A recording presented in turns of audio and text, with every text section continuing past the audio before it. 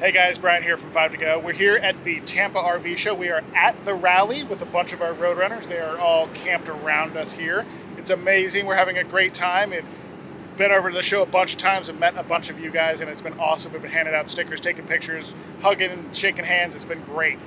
In this episode, we are walking around the show and talking about a bunch of things that we're seeing in RVs that are kind of pet peeves of ours. There are things that we see, we've been seeing them for years, or it's new things that have been popping up. And it's just things that are weird. Like you see them and you're like, why? Like, why is this a thing? And I'm gonna start, to be fair, with our RV. And this is one of the things that bugs me the most about it. We absolutely love this thing from tip to tail. It's amazing, it's awesome. But there's one thing that really bugs me, and it's become a huge pet peeve of mine, and I'm going to show you right now. Okay, so as you come over here, we have a living room slide here. So we have a couch here and a dinette here on the inside. There are the slide arms. This is like a kind of a rack and pinion system. They come out here, and you see these little panels that stick down. Those really get in the way, because if I want to open that bay, we'll do that right now. I have to crouch down real awkwardly, and now I only have this much space to try and squeeze through to get into that bay right there. And it gets in the way with the bay over there and a couple of the ones on the other side. So this is super annoying. But then if you look at this same thing on the brand new ones, the bottom edge of the slide is one long flat edge. So no matter which bay you open, you don't have to duck in between those little pieces that stick down. All right, so next pet peeve in this flicking light RV. I was gonna say, other than the flickering lights. Yep, so the RV that we're in does not matter. What matters is that it's a toy hauler. And this happens in a lot of them. What is it? When the loft opens out to the living room and not to the garage. Yeah, so what we're talking about is the garage is back there, and you get into this loft here, rather than back there, which, you know, if you were doing this for kids, you'd have all the kids back there, but the one goes up in here. So in the evening, if you're in here watching TV making Game noise, of Thrones, that kid has open into here. Access to the hearing of all of that. So. So talking about another pet peeve at RV shows is all of these pesky YouTubers just standing around with their cameras like they own the place, and they're just like talking and chatting, and they're blocking walkways, and they're just being a pain in the butt. Right, Ben? Don't you hate that? What's that? Oh. What's going on, man? How you doing? All right, so we are doing a little like segment video on pet peeves at RV, like on RVs. So what is a pet peeve that you guys have with RVs? Like something that you just see it and you're like, why? Or something you hate to encounter all the time? The Valances. Why are we still doing Valances? Okay, yeah, good one. Okay. I will give you an honorary digital badge. Yeah. The Anti-Balance Coalition. Anti-Balance Coalition. Yeah. We'll get some t-shirts made. There you go. Yeah. Yes. Aaron told me to make little like badges or pins and stuff. Just hand them out. There you go. Yep. All right. So GratefulGlamper, thank you very much. Yeah. Valances. Yes. Huge pet Valances. peeve. Why? Okay, so another pet peeve, and I'm not going to go after a specific manufacturer, so I'm covering what this RV is, but here's the price. That's the buy now price. And on a coach of this price, this is the screen door. It's super floppy plastic.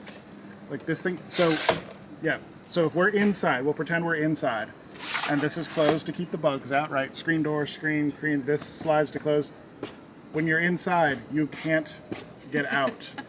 Let me out. Mm-hmm. You have to open this to hit the handle, and then it's super flippy, flappy. I walked up to one of these yesterday and slid this, and it popped out. It's just, yeah. For that price point, give me a nice screen door. All right, guys, we are here with Jared Gillis, and we are talking about pet peeves in RVs. So this is a segment where we've been asking a bunch of people, what are your pet peeves in RVs that you're seeing this year, or something you live with that's annoying? I would say my biggest pet peeve is seeing so much of the repetition. You go through so many of the RVs, and it's just like you see the same thing over and over and over. And I think that's probably why we're right here, because we wanted to see something new, right? Yeah, so. We're just about to shoot these brand new Brinkleys, and that's a great one. Yeah, because you'll have like 10 manufacturers, and they all have the same 5 floor plans. Yeah, R&D stands for replicate or rip off and duplicate. There you go. There you go. Awesome. Thank you, Jared. Thank you. Have a good day. This is one of my biggest pet peeves. It really is. Vents in the floor. Because what are they going to do? Collect all the stuff that you bring in. There are some hacks to get around it, But why? Why? Because it's easy, it's I know, cheap, it's it's fast easy. to construct. Yeah. But Yep. not having them on the floor, it's better. Yep. Hey guys, it's a couple days later, no longer at the show and no longer bearded. But we have some more pet peeves to talk about with our friends Dan, Jessa, and Braxton from Home Meets Road. They have this big, beautiful river ranch, but there's a lot of things that they don't like about it, so they're going to share 2 of them real quick. Wow. So true. Way to lean in it. Right? Downer Dan over here. One of our biggest pet peeves is hiding underneath you.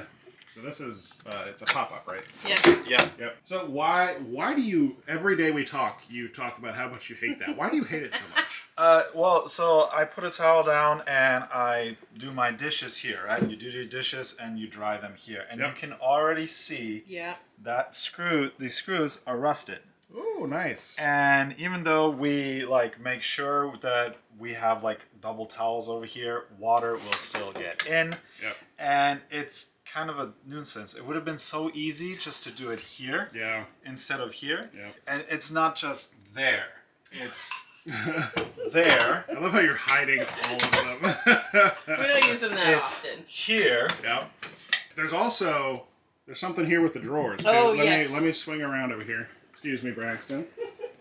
So yeah. So let's just get the long shot and see how wide the island is like and how here. skinny the drawer is. So if it goes in, it stops here. So all this back here is complete wasted space that I can't do anything with because of this. Yep. Now at the show, we actually walked through a new model and Palomino is listening. So they got rid of this and they moved it over here.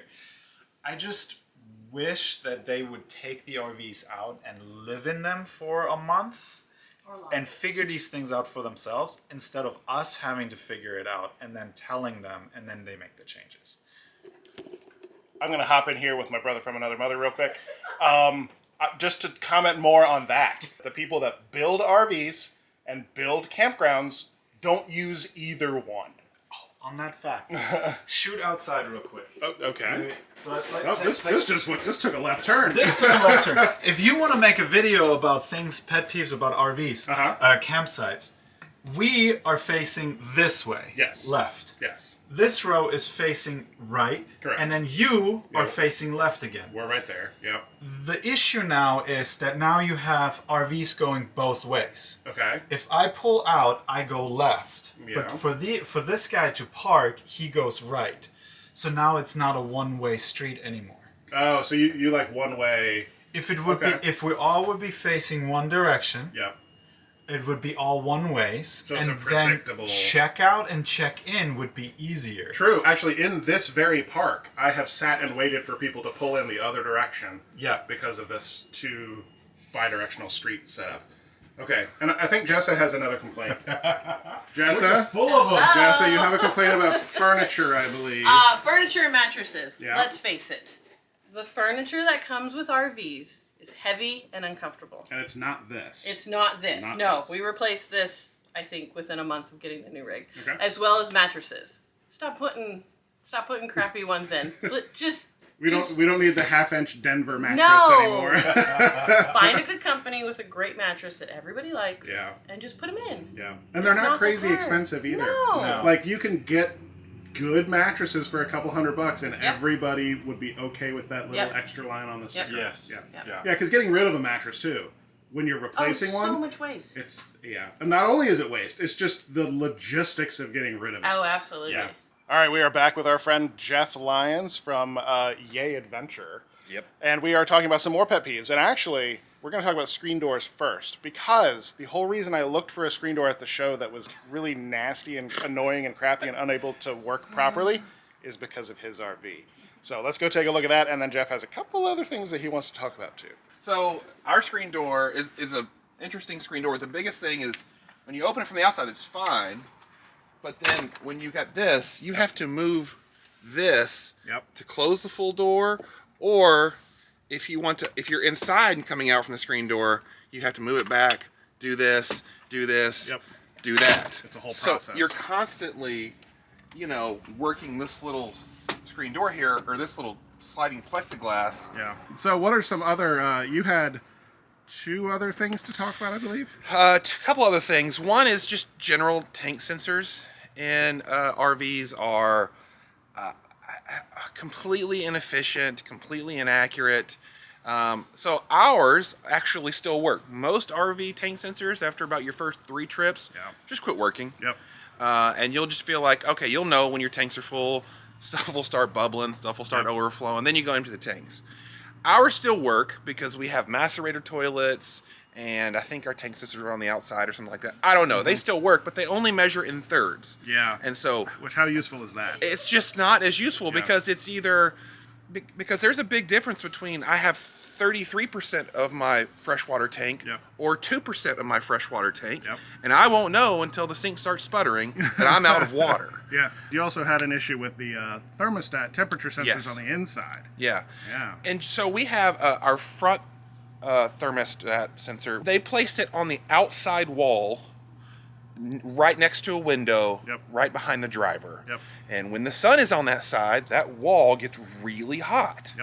And of course, then that sensor gets really hot. And so you never get an accurate measurement off of that sensor. I've had to literally take it out of the wall. There's a wire that comes out, and I move it around the corner and hang it on the valance of our window. That gives us a perfectly fine measurement. Put thermostat temperature sensors where they need to be. Just all sensors. All sensors. That's I just want sensors. accurate information from my RV at all times. That's really it. I hear that. Yeah. I hear that. All right, so thank you, Jeff. Again, Yay Adventure on YouTube, and they were the family that traveled with us last year, and they're again with us for a little bit this year. So we have they're basically family too. They're our RV family. So thank you guys for watching this episode and dealing with all of our griping. But we feel like we're not talking about anything that's unfair. Right. Like everything we've talked about, we have heard from like 100,000 other RVers. That's not an actual number, but we've heard it from a lot of other RVers that it's very simple things that can make a lot of our lives and even weekenders and vacationers' lives so much better. So, RV manufacturers, if you're watching, there's a nice free list of things to maybe correct in the future. It's our gift to you. So thank you guys for watching, and we will see you in the next episode. Bye. Thank you.